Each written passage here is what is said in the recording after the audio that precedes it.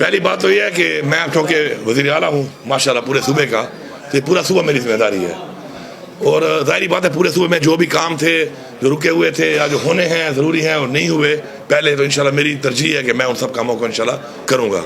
باقی جو ڈی خان کے ہمارے پروجیکٹس ہیں موسٹلی ہمارے اپروو تھے، اور ہمارے اپروو ہونے کے بعد وہ ہماری حکومت چھوڑنے کے بعد وہ رہ گئے، تو انشاءاللہ وہ ترجیح بنیادوں پہ ہوں گے۔ اسی طرح جس ضلع میں بھی ایسے مسائل ہیں یا جو کام شروع تھے جو ضروری کام ہے، اب یہ نا پریورٹیز ہے، ہر حکومت کی ایک پریورٹی ہوتی ہے۔ ہماری جو بھی حکومت بنی ہے تو ہم نے اس میں پریورٹائز کیا چیزوں کو۔ ترجیح ہماری کیا ہے؟ ہماری پہلی ترجیح ہے امن و امان۔ امن و امان کے بغیر کبھی ترقی نہیں ہو سکتی۔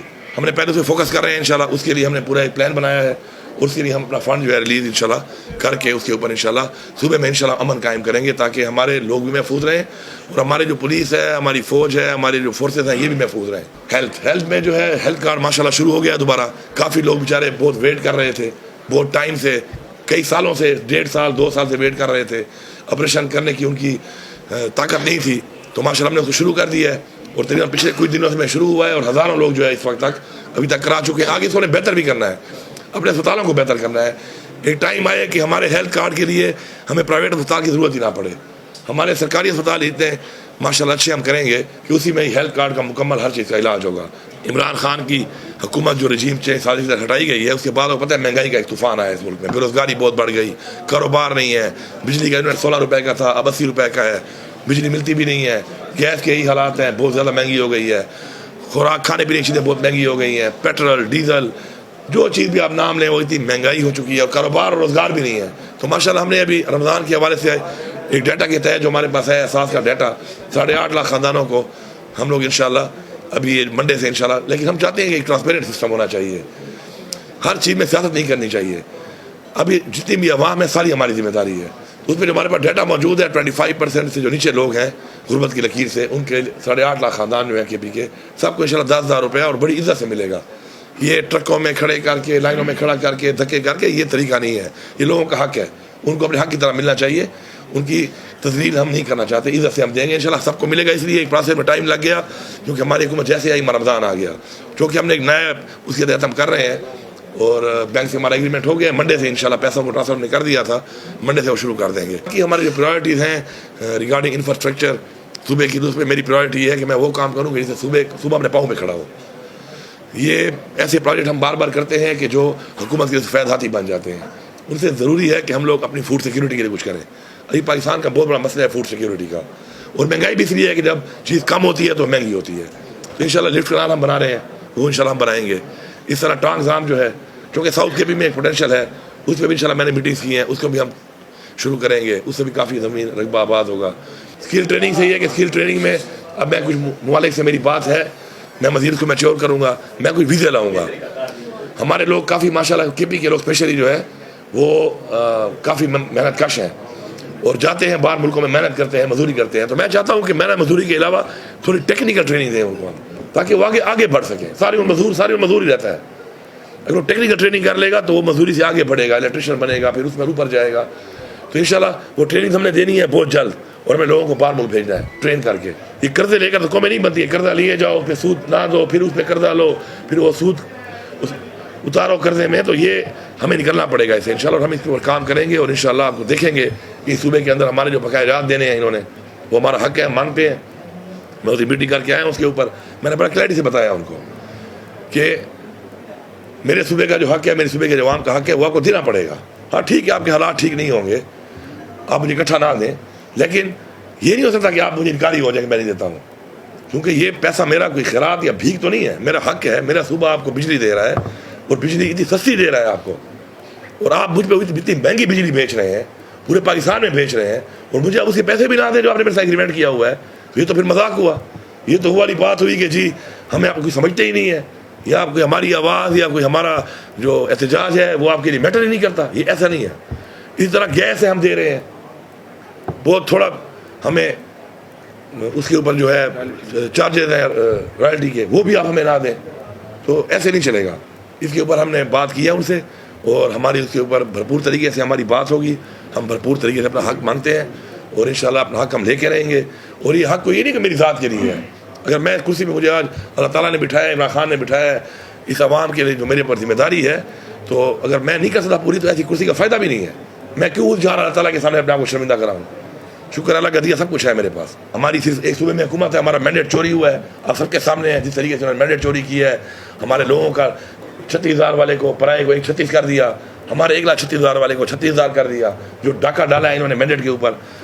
تو پھر بھی ہماری اس ایک صوبے میں حکومت ہے.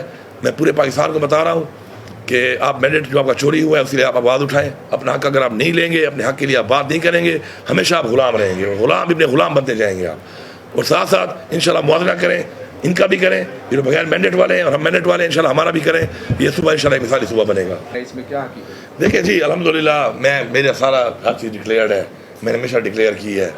اور جب سے میں سمجھتا ہوں کہ میں وہ پولیٹیشین ہوں کہ جب سے میں نے پالیٹکس شروع کی ہے, الحمدللہ میرے پہ نیب نے پوری انکوائری کی ہوئی ہے. ان کے ریکارڈ کے مطابق 5300 کنال زمین میں باپ دادے کی بیچ چکا ہوں. میں پوچھتا ہوں کہ پاکستان میں اتنا بڑا کوئی زمیندار بھی ہے اس کی 5300 کنال 27 مربع اس کی زمین کی ملکیت ہو, میں تو بیچ چکا ہوں. باقی میں اس چیزوں پہ نہ گیلا کرتا ہوں, میں خوش ہوتا ہوں کہ ٹھیک ہے آؤ کرو احتساب, اچھی بات ہے. اگر میں احتساب کے اوپر اعتراض کروں گا تو ظاہری بات ہے پھر تو احتساب ہوگا نہیں اس ملک میں. تو میں تو ویلکم کرتا ہوں ہمیشہ کہ آئیں. پہلے بھی میرے پہ اس طرح ہوئے ہیں, انہوں نے میرے پہ کیے ہیں مختلف, میں نے کبھی ہمیشہ میں نے کہا ہے بالکل ویلکم, آپ کریں, آپ دیکھیں.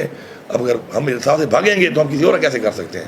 تو اس میں مجھے کوئی نہ مسئلہ ہے, میری ہر چیز کلیئر ہے, میں اس کے لیے تیار بھی ہوں. اور میں خوش آمدید کہتا ہوں کہ ویل ڈن, آؤ.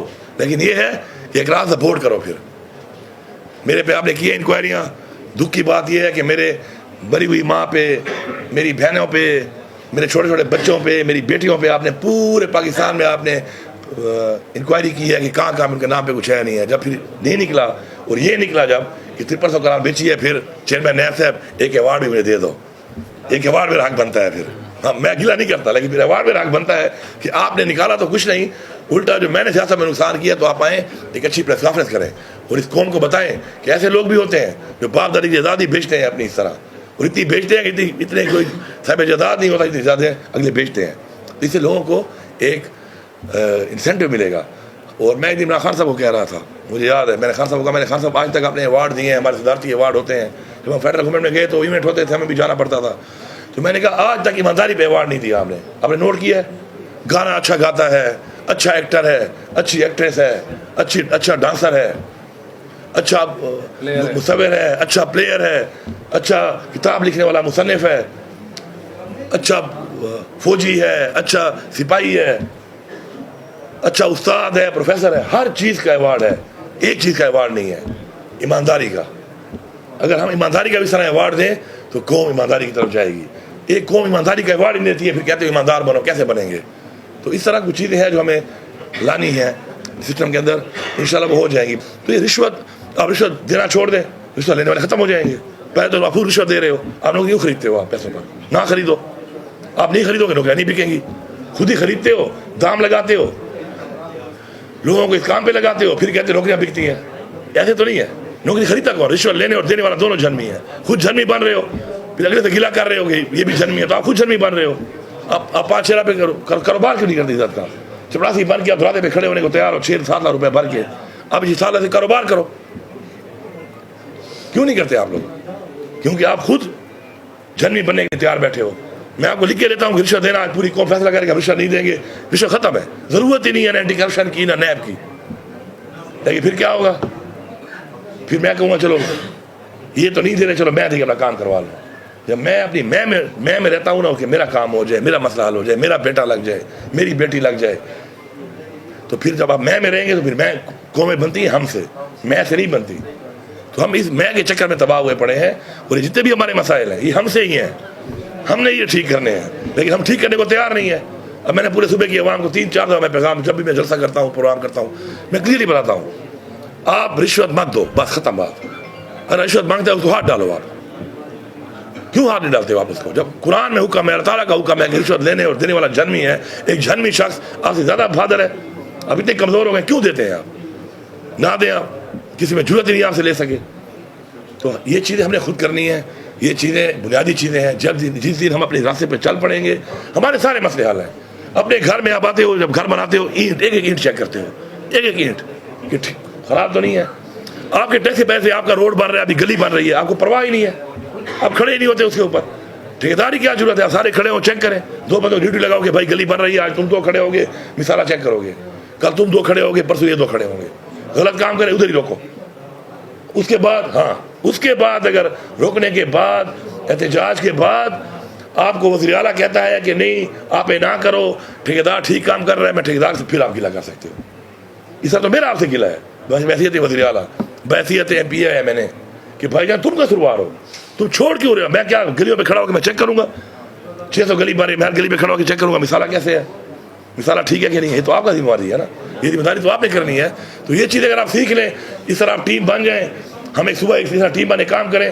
میں اپنے کام کروں گا، میں آپ کے لیے چیزیں لاؤں گا، وسائل لاؤں گا، وسائل بڑھاؤں گا، روزگار کے مواقع فراہم کروں گا. یہ کام آپ لوگ کریں گے. اس پہ اگر ساری ٹیم بن کے پورا صوبہ ایک ٹیم بنتا ہے تو صوبے کے سارے مسائل انشاءاللہ حل ہیں.